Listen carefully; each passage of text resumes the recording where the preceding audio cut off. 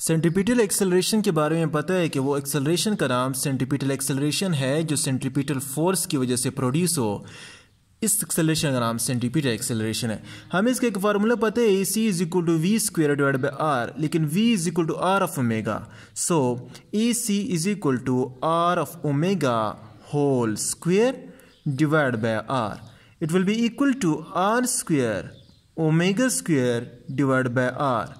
Are cut जाएंगे, it will be equal to r of omega square. तो centripetal acceleration का दूसरा formula हमारे पास क्या है? दूसरा फार्मूला है AC is equal to r of omega square. अगर आपको रेडियस दिया हो और आपको एंगुलर वेलोसिटी दी हो, इसके दरमियान रिलेशन दिया हो और आपको बताया जाए कि इसके एंगुलर एक्सेलरेशन मालूम करो, तो आपने इस फार्मूले से, पहला फार्मूला ये वाला हुआ, दूसरा formula AC is equal to r of omega square हुआ।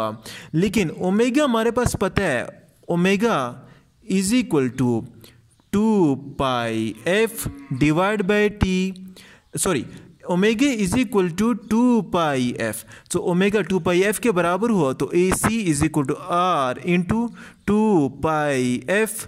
सो it will be equal to r into 4 pi square F square.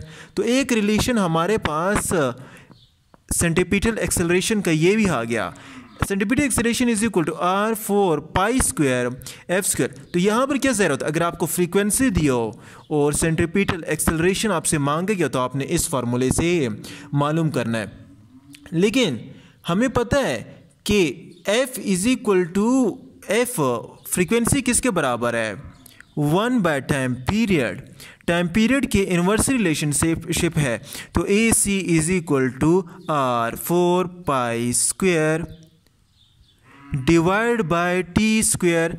तो ये हमारे पास चौथा रिलेशनशिप आता है कि अगर आपके पास टाइम पीरियड दिया गया हो और आपसे क्या मांगे, सेंट्रीपिटल एक्सेलरेशन मांगे, तो आपने इस तरह मालूम करना है। तो इससे यह जाहिर होता है कि centripetal acceleration is directly proportion to square of frequency and centripetal acceleration is inversely proportion to the square of time period. हमने डेरिवेशन की है, सेंट्रीपिटल एक्सेलरेशन के कुछ फार्मूले निकाले हैं AC जो MCQs में काम आएंगे। AC is equal to v square by r, V is equal to r of omega, r omega हमने पुट किया, it will equal to r square omega square, r cut, AC is equal to r of omega square, omega is equal to 2 pi f, so it will equal to AC r to 2 pi f whole square.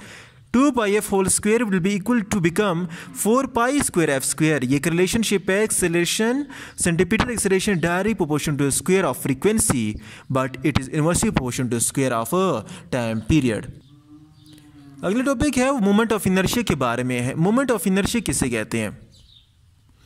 Moment of inertia, इससे कुछ फार्मूले हैं। Moment of inertia उस resistant का नाम है जो angular velocity को रेजिस्ट करता है।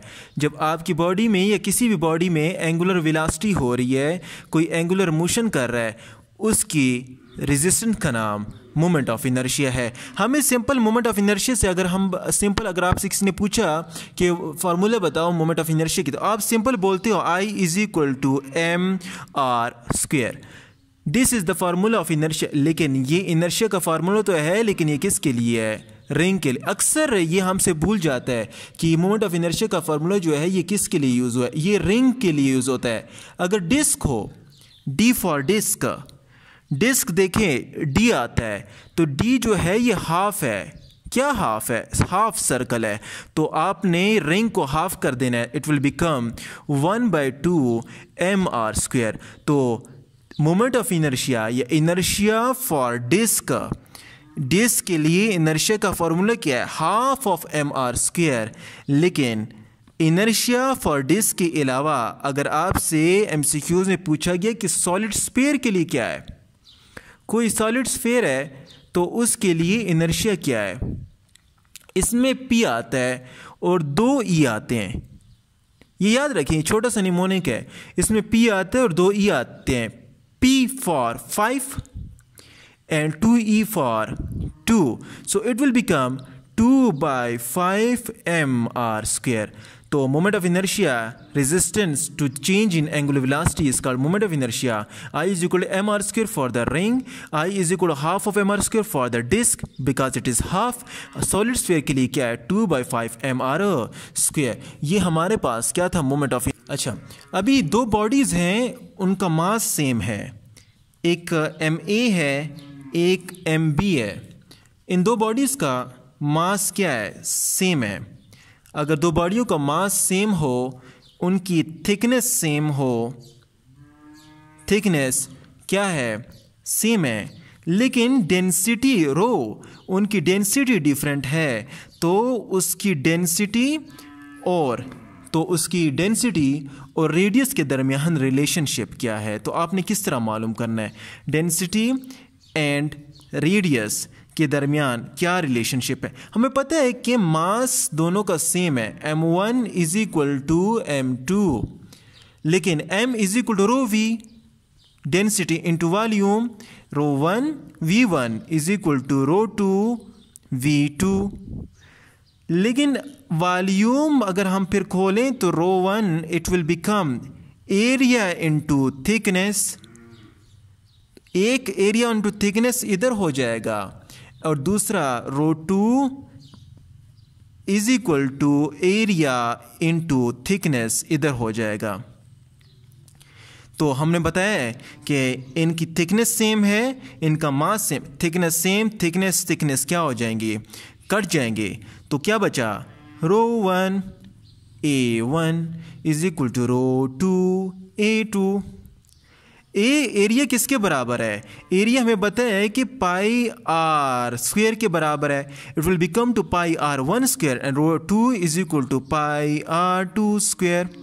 पाई आर 2 स्क्वायर, पाई कट गए 3.14, इनकी वैल्यू सेम है. Rho 1 r 1 square is equal to rho 2 r 2 square. Sorry ये रो है, पी नहीं है. रो 2 आर 2 स्क्वायर. सो हमने रिलेशनशिप मालूम करना है डेंसिटी और रेडियस का. अगर आपको रेडियस दिया है, डिफरेंट रेडियस दिए हुए हैं और आपसे मालूम कर रहे हैं कि इसकी डेंसिटी कितनी है, तो आपने किस तरह मालूम करना है. तो आप कन्वर्ट कर देंगे. Rho 1 divide by rho 2 is equal to r 2 square divide by r 1 square. तो इसे पता चलता है कि rho 1 is inversely proportion to r 1 square. अगर ये 2 हो जाए तो ये 4 टाइम डिक्रीज हो जाएगा, क्योंकि ये इनवर्स रिलेशनशिप है. तो इट मीन्स दैट अगर सेम मास हो, सेम थिकनेस हो, लेकिन डिफरेंट डेंसिटी हो, जिसमें आपको किसी रिंग या किसी स्फीयर किसी चीज़ के भी क्या दिया हुआ है, रेडियस दिया हुआ है, और आपसे मालूम करने इसकी डेंसिटी क्या है, तो आपने इस रिलेशनशिप के थ्रू क्या कर लेने मालूम करना. It is inverse relation and it is a inverse related.